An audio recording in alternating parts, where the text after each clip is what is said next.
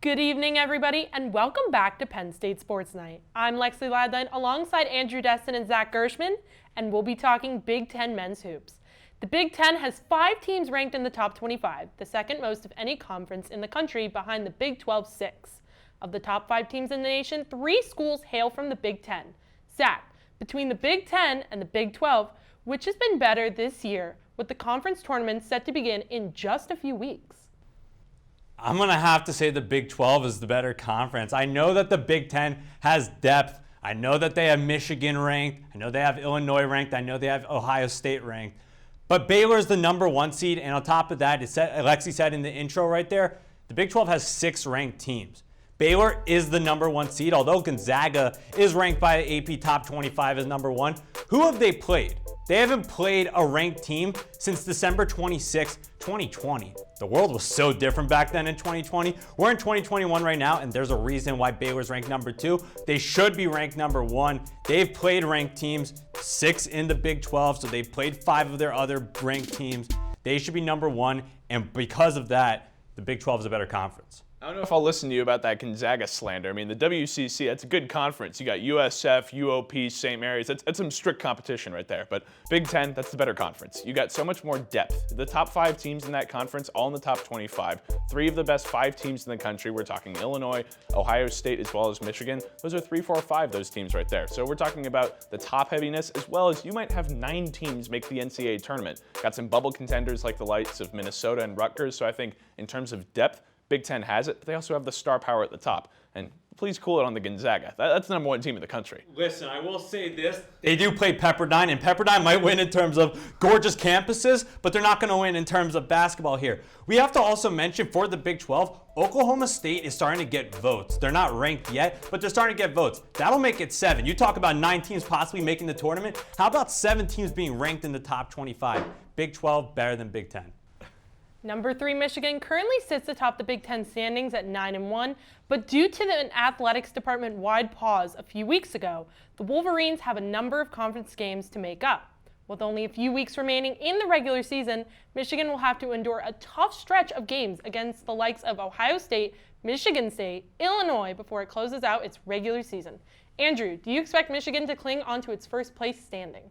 Frankly, I don't really see it. I think Michigan still has so many contests they need to make up, and I got 1 game circled on my calendar in just under a week against Ohio State. They have to travel to Columbus, this Michigan squad does. Now, don't get me wrong, they have some elite star power. This team's great, led by a great coach over there with Juwan Howard. I just don't know. I don't know that I buy it. Still early in his coaching tenure there. I don't know if the Wolverines can totally pull it out, and it's more of a fluke situation. They've only played 10 conference games. They're 9-1 in those ones, but Blue, I don't know if I see it. I just don't know if they can continue at this clip. They have so many games they need to make up, and we've already seen it with teams like Penn State where they had to play crazy amounts of games, like 4 and 7 days, and they didn't come out of that unscathed. They went 2-2 in that. So, I mean, Michigan's a much better team than Penn State, don't get me wrong, but you play that many games in a short period of time, whenever those games do get rescheduled for Michigan, I don't know that they can get through it. And first with Ohio State coming up soon, that's a game that I look at as a trap one. I think Michigan makes it to the Big Ten tournament, clinching the number 1 seed, but I don't think they're going to advance beyond that because of the amount of games that they have to play, because that's going to be a heavy loaded schedule in the span of a month. No team is going to have to go through as many games as Michigan will. You did mention Juwan Howard, and he is an outstanding coach, but he is a little inexperienced, I guess you could say, having only coached 1 full season, not even getting into the tournament in terms of playing because of COVID. But he does have an amazing assistant coach being Phil Martelli, formerly from St. Joe's. He has that Big 5 Philadelphia power blood to him. He coached St. Joe's in 2004 when they went undefeated all throughout the season, made it to, I believe it was the Elite 8 or Final 4, which is not something a team from the Atlantic 10 does. So he has the experience on the bench right next to him, but he's not the one calling the plays. Juwan is.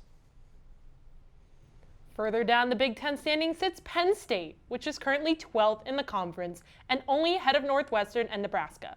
According to Ken Pom, Penn State has faced the second toughest schedule in all of college basketball. However, the Nittany Lions have dropped back-to-back games to Michigan State and the last-place Cornhuskers.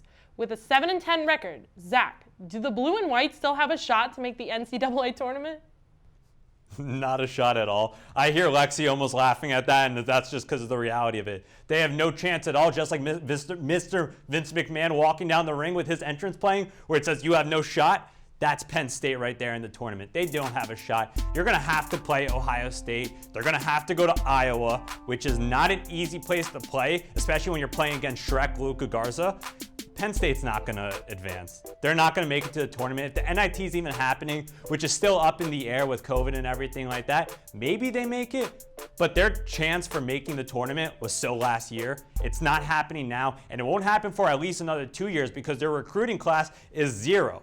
A bunch of players decommitted from this coming year's class due to Pat Chambers resigning. And Penn State's lack of recruits for this coming year, they're not going to make the tournament this year or next year. Well, you might have a point about this year, the cards being stacked against Penn State. They are 7-10, they're in 12th place in conference, but the reality is they do still control their own destiny. They have these big games coming up, you mentioned it, Ohio State, as well as Purdue and Iowa. So those are 3 games right there against top 25 opponents coming back to back to back. And eventually when the Michigan game does get rescheduled, there's a 4th one there. So 4 of the remaining 6 contests are going to be against top 25 opponents.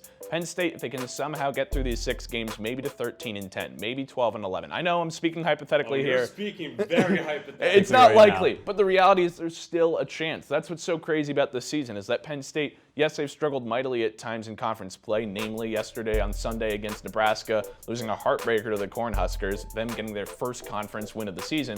But the point still remains. Penn State has a chance. They still control their destiny, and if they do well in the Big Ten Conference tournament, there's an outside shot. They just have a lot of work to do, and it's lying there right in front of them. It is lying there right in front of them, and if they do beat one of those teams, this conversation is going to come back up. But until then, they can't beat Nebraska, one of the worst teams in Big Ten history over the last 2, 3, 4 years.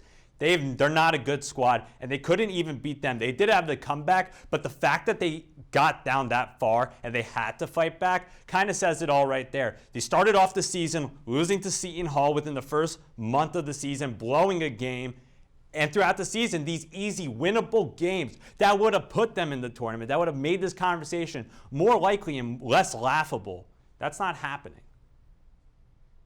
Well, that'll do it for this update on the latest news in Big Ten men's basketball. Thank you for tuning in to this edition of Penn State Sports Night. For Andrew Destin and Zach Gershman, I'm Lexy Leidlein, and we'll see you next week. Thank you for watching this edition of Penn State Sports Night. If you're a fan of our content, please be sure to subscribe to our YouTube channel for more clips. Also, follow us on Twitter at PSSN TV and on Instagram at PSU Sports Night to keep up with all the action. For all my colleagues, we are Penn State Sports Night.